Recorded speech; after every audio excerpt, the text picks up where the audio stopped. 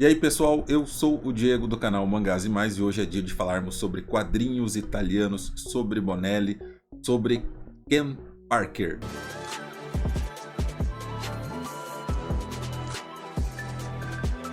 Continuando a nossa série Descobrindo Ken Parker, desta vez chegamos ao volume 3 e a famosíssima história Shemako que todo mundo que leu Ken Parker ficou insistindo, ficou recomendando para que eu fizesse a leitura logo. Bom, como eu sempre faço, mas de forma mais rápida hoje, tá? Este material aqui da editora Mitos vem em capa dura, o miolo é em papel offset e as medidas são 17 centímetros, perdão, por 23,3 centímetros. São aqui 204 páginas. E antes de eu dar a minha opinião sobre a arte, os personagens e a história, principalmente a história, quando eu faço essa review aqui de Ken Parker, eu gosto mais de focar na história mesmo, apesar dos belíssimos traços do Ivo Milazzo.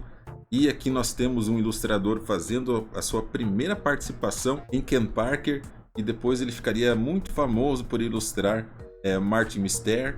Mas antes de eu dar a minha opinião sobre a arte, os personagens e principalmente a história deste quadrinho italiano, eu gostaria de agradecer aos meus amigos que me mostraram, foi por onde eu descobri Ken Parker, que são o Clóvis do canal Hcólatras e o Elder do canal Estante do Tex. Muito obrigado, não fossem os vídeos que vocês gravaram sobre este personagem, muito provavelmente ele teria passado despercebido. E a introdução hoje é mais rápida mesmo, porque eu quero logo apresentar para vocês o que vem dentro deste material.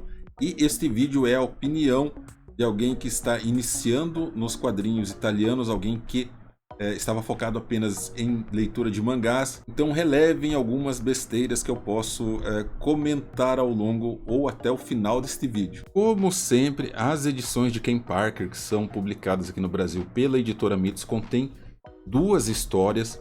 A primeira delas é Shemako, é uma continuação de Homicídio em Washington, que é a segunda história do volume 2, né? E que ficou em aberto. O Ken Parker foi atingido por um disparo de arma de fogo e nós não sabemos o que aconteceu com ele. Já a segunda história é intitulada Sangue nas Estrelas e é uma espécie de pausa, isso é explicado aqui dentro. Deixa eu abrir o material para vocês. Essa guarda aqui é maravilhosa. Sempre temos, né, o índice aqui com um prefácio inicial escrito e as histórias em si. Então, opa, passei um pouquinho. Então, como eu estava dizendo, nós temos uma história principal que foi, digamos assim, pausada, né? Porque, segundo o que é relatado aqui pelo Júlio Schneider, essa história principal ainda está sendo desenhada pelo Ivo Milazzo. Mas para dar tempo dele finalizar tudo, né, a história principal de Ken Parker, o Milazzo e o Berardi convidam o Giancarlo Alessandrini, que, como eu disse anteriormente também aqui nesse vídeo, ele posteriormente ficaria famoso por ilustrar o Martin Mister. E, portanto, ele é o ilustrador da segunda história intitulada Sangue nas Estrelas. Não é só para Ken Parker, de todas as obras, pessoal, eu recomendo que vocês sempre leiam esses prefácios aqui e os pós-fácios também, porque eles trazem muitas informações úteis para você conhecer não apenas a obra, mas os autores. Isso ajuda a contextualizar o conteúdo que vocês estão consumindo. Então aqui nós ainda estamos em 1871 e a história começa acompanhando uma tribo de nativos que está se deslocando para o norte.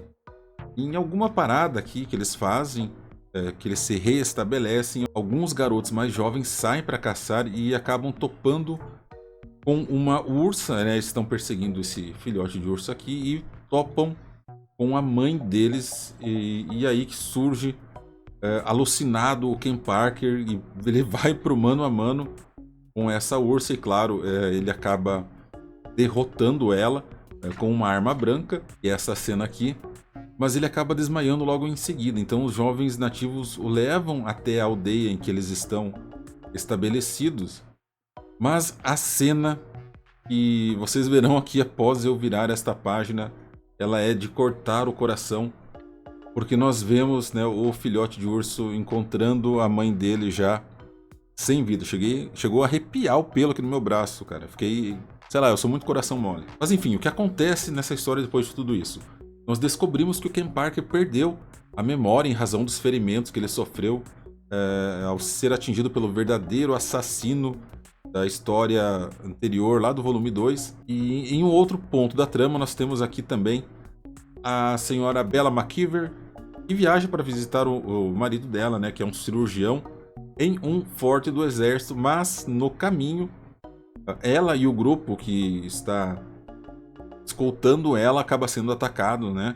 E todos são mortos ali, exceto a Bella, que é tomada como mulher do Ottawa. Ottawa é o líder desta tribo indígena, e que é a mesma tribo dos garotinhos que agora estão dando abrigo ao Ken Parker. Então ambos precisam lidar e conviver com essa tribo. Claro que é mais fácil para o Ken Parker, porque apesar dele ter perdido a memória, não saber quem ele de fato é, ele ainda conserva as habilidades de caça, principalmente. Lembrando que o Ken Parker é, acima de tudo, um sobrevivencialista. E apesar de todas as dificuldades, eles acabam dando continuidade às suas vidas. Porém, não podemos esquecer que aqui nós estamos falando do Oeste Selvagem, que ainda presencia os embates entre o exército norte-americano e os nativos. Eu tenho receio de mostrar muito mais aqui para vocês, porque quem não leu, cara, essa história é muito boa. Eu sei, não existe isso, eu acho um absurdo a gente falar assim, você precisa ler, você é obrigado a adquirir tal material. Mas se algum dia tiverem a oportunidade financeira de conhecer Ken Parker, gente, é sério, é uma obra sensacional, é algo totalmente novo que vem para a cabeça de vocês, novo no sentido daquilo que nós consumimos, claro. O Berardi, ele bebia muito da fonte dos cinemas italiano e também norte-americano, né? Com essas histórias western. E eu vou repetir, é muito bom isso aqui. A história que o Berardi escreveu para Shemako é é um ponto fora da curva. É aquele ponto de observação em um plano cartesiano que te tira da zona de conforto. Se fosse para resumir, eu fiquei pensando bastante nisso, tá? Se fosse para resumir esta história aqui em uma única palavra, e nós poderíamos usar várias, mas eu escolhi comovente. Essa história me comoveu muito por todas as vidas, tudo que é mostrado aqui. É incrível como o Berardi conseguiu fazer com que eu me sentisse ali, junto com os personagens, vivenciando e sentindo o mesmo que está representado aqui. Pelo menos esse foi o sentimento que eu tive. E infelizmente, esta história aqui tem apenas 100 páginas. Obviamente eu não mostrarei mais do que isso para vocês, já vamos direto para a segunda parte deste volume 3. Bom, já na segunda história, Sangue nas Estrelas, o Parker vai até Paradise City negociar peles, afinal ele é um caçador, precisa juntar recursos para ir até o México fazer um acerto de contas. Eu confesso que não consegui ligar com qual personagem ele precisa se acertar e que está lá no México. No caminho ele acaba conhecendo esse velho aqui, o Otis, que é um safado, né? Mas não uma má pessoa. Ele cava um buraco aqui na estrada, faz com que o Ken Parker sofra um acidente. Depois, obviamente, ele oferece os seus serviços para ajudar o Ken Parker a sair desta situação. Eles acabam então fazendo esta jornada juntos até Paradise City. Sobre a cidade, é um lugar que, como o próprio Berardi deixou claro aqui no texto, é um paraíso só no nome, pois essa cidade se tornou o principal eixo de movimentação de gado aqui nesta região. Então ela concentra uma quantidade significativa de cowboys, bêbados e brigões, e não há um homem da lei aqui nessa cidade. O último foi encontrado morto, enforcado, em seu próprio escritório. E logo após negociar as peles, o Ken Parker, durante a noite, foi essa negociação, ele é assaltado. E aí, meus amigos, isso é jogar gasolina no incêndio. E, obviamente, o Ken Parker não deixa isso barato. O problema é que os homens que fizeram esse assalto trabalham para um tal de Lee Maverick, que é uma espécie de manda-chuva da cidade. Então, alguns poucos proprietários de estabelecimentos comerciais aqui da cidade pedem para o Parker trabalhar como delegado porque depois desse assalto, Parker, obviamente, dá o troco desses homens. E o Parker reluta inicialmente em aceitar essa oferta de trabalhar como xerife, como um marshal. Porém, ocorre uma tragédia aqui, infelizmente, e isso faz com que o Ken Parker aceite esse cargo, não pelo bem da cidade em si, mas por vingança. E aí o que nós temos é um verdadeiro banho de sangue. E eu não irei adiante mostrando as folhas aqui para vocês, porque acontece muita coisa importante nesta segunda história. Cara, de novo, Shemako é bom, traz à tona alguns sentimentos em você, e isso é perfeitamente normal. Mas a segunda história, Sangue nas Estrelas, que eu não esperava muita coisa dela, afinal o astro principal aqui é Shemako, mas eu gostei muito dessa história também.